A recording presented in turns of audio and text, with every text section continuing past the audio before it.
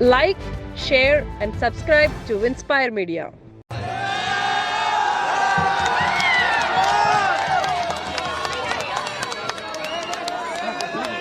அன்பார்ந்த பெரியவர்களே, தாய்மார்களே, நம்முடைய அருமை சகோதரர் நர லோகேஷ் அவர்கள் நமக்காக ஆந்திர பிரதேசத்திலிருந்து வந்திருக்காங்க. ஒரு நீண்ட நெடிய பாத யாத்திரை எடுத்திருக்கிறாங்க.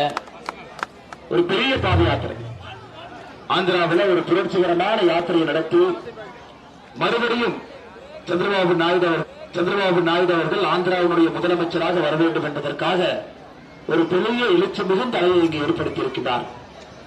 நம்முடைய வேண்டுகோளுக்காக அங்கிருந்து ஊரோடு வந்திருக்கின்றார்கள். நம்மளை எல்லாம் பார்த்து கோயம்புத்தூர் மாநகரத்தில் பேச வேண்டும் என்று. அதனால் நர லோகேஷ் அவர்களுக்கு உங்கள் சார்பாக என்னுடைய நெஞ்சார்ந்த நன்றிகளையும் வணக்கத்தையும் தெரிவித்துக் கொள்கின்றேன். நம்முடைய விருந்தினர் முதல்ல பேச வேண்டும் என்கின்ற நம்முடைய மரபு. விருந்தினராக யார் வர்றாங்களோ முதல்ல அவங்களை பேச வைப்போம். அதனால் நேரடியாக அருமை சகோதரர் நர லோகேஷ் அவர்களை பேசும்படி அன்போடு கேட்டுக் கொள்கின்றேன்.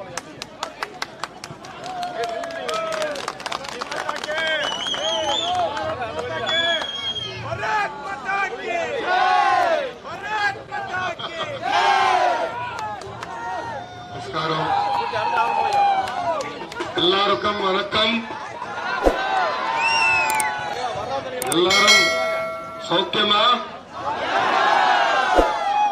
ఈ రోజు తమ్ముడిని ఇంత ఘన స్వాగతం పలికిన తెలుగు వాళ్ళందరికీ పేరు పేరున నా హృదయపూర్వక నమస్కారాలు. నేను గతంలో కోయంబత్తూరుకు వచ్చా. ఆనాడు పంచాయతీరాజ్ గ్రామీణ ఐటీ శాఖ మంత్రిగా ఉన్నప్పుడు వచ్చా. ఇక్కడ ఉన్న తెలుగు వాళ్ళని కలిసా, పారిశ్రామికవేత్తల్ని కలసడం కూడా జరిగింది. కానీ మొదటిసారి తమిళనాడులో ప్రచారం చేసేదానికి వచ్చాను.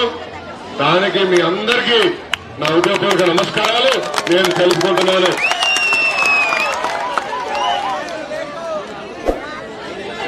నేను ఇక్కడ ఎందుకు వచ్చానో చాలా స్పష్టంగా చెప్పే ముందర మిమ్మల్ని ఒక ప్రశ్న అడగాలనుకుంటున్నా. ఈ రోజు మీరందరూ ఒక ఉద్యోగం చేస్తున్నారు. ఆ ఉద్యోగానికి రాజీనామా చేసి ప్రజాసేవకు వస్తారా?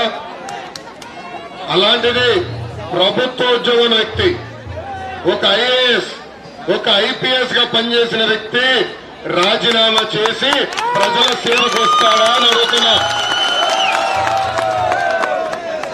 అలాంటిది మన తమ్ముడు అన్నమలై గారు అతి చిన్న వయసులో ఐపీఎస్ ఆఫీసర్ అయ్యారు. ఐపీఎస్ ఆఫీసర్ వద్దని ప్రజా సేవకి వచ్చిన వ్యక్తి అన్నమలై గారు. కర్ణాటకలో ఆయన సింగం ఐపీఎస్ అని, తమిళనాడులో తమ్ముడు అన్నమలై పీపీఎస్. పీపీఎస్ అంటే ఏంటో తెలుసా? Tamil people service. తమిళ ప్రజలకి సేవ చేసేదానికి వచ్చిన వ్యక్తి. తమిళ ప్రజలంటే నాకు చాలా గౌరవం. మీకున్న పట్టుదల, సంస్కృతిని కాపాడుకునేదానికి ఉన్న పట్టుదలకి నాకు చాలా గౌరవం. మీరు మీ భాష సంస్కృతి కాపాడేదానికి ఆర్ఎన్ఎస్ఎల్ మీరు పోరాడతారు.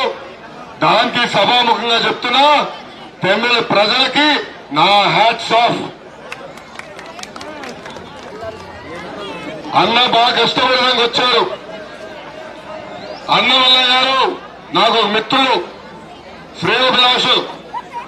ఆనాడు బాబు గారు అరెస్ట్ అయినప్పుడు అన్నమలై గారు స్వయంగా నాకు ఫోన్ చేసి చాలా బాధ కూడా వ్యక్తం చేస్తాం జరిగింది.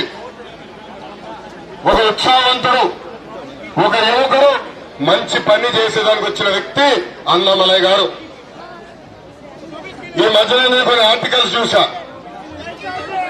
అన్న స్పీడ్ కనుక కాంట్రవర్సీ అని పేరు పెట్టారు.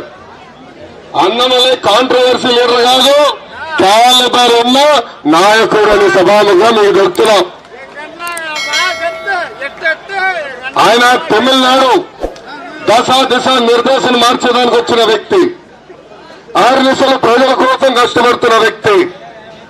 ప్రజలకి మెరుగైన సేవలు అందించాలని వచ్చిన వ్యక్తి. మనందరం చూశాం. ఎన్ మక్కలని ఏకంగా పాదయాత్ర చేశారు. ఆ పాదయాత్రలో యువకులు ఎదుర్కొంటున్న సమస్యలు, నిరుపేద కుటుంబాలు ఎదుర్కొంటున్న సమస్యలు, రైతులు ఎదుర్కొంటున్న సమస్యలు తెలుసుకున్న వ్యక్తి. దాంట్లో భాగంగా తమిళ ప్రజల మనసు గెలుచుకున్న వ్యక్తి అన్నామలై గారని ఈ సభాముఖం అందరికీ నేను చెప్తున్నా. అన్నామలై గారు మార్పు కోసం పోరాడుతున్న వ్యక్తి. బీజేపీ కన్నా, నరేంద్ర మోడీ గారి కన్నా తమిళ ప్రజలంటే చాలా గౌరవం. ఆయన తమిళనాడుకి అనేక సంక్షేమ అభివృద్ధి కార్యక్రమాలు చేశారు.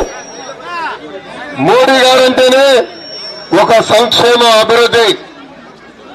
మోడీ గారంటేనే మేకర్ ఆఫ్ డెవలప్డ్ ఇండియా. ఆయన అనేక సంక్షేమ కార్యక్రమాలు ప్రజలకు అందించారు. దాంట్లో భాగంగా ఆవాస్ యోజన, ఇంకో పక్కన ఉజ్వల్ యోజన, కిసాన్ సమాన్ నిధి, ఆయుష్మాన్ భారత్ లాంటి అనేక సంక్షేమ కార్యక్రమాలు చేశారు. సంక్షేమంతో పాటు అనేక అభివృద్ధి కార్యక్రమాలు చేశారు. మనందరం చూసాం. మేక్ ఇన్ ఇండియా కూడా ప్రవేశపెట్టిన వ్యక్తి నరేంద్ర మోడీ గారు. ఈ రోజు ఆ మేక్ ఇన్ ఇండియా వల్ల తమిళనాడుకి అనేక ఎలక్ట్రానిక్స్ మ్యానుఫ్యాక్చరింగ్ పరిశ్రమలు కూడా వస్తాం జరిగింది.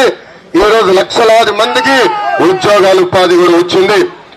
దాంతో పాటు startup India, skill India, digital India అని అనేక అభివృద్ధి కార్యక్రమాలు కూడా ఆయన చేశారు. తమిళ భాష అన్న, తమిళ సంస్కృతి అన్న నరేంద్ర మోడీ గారికి చాలా అభిమానం. అందుకే యునైటెడ్ నేషన్స్ లో కూడా తమిళ భాషలో మాట్లాడిన వ్యక్తి నరేంద్ర మోడీ గారు.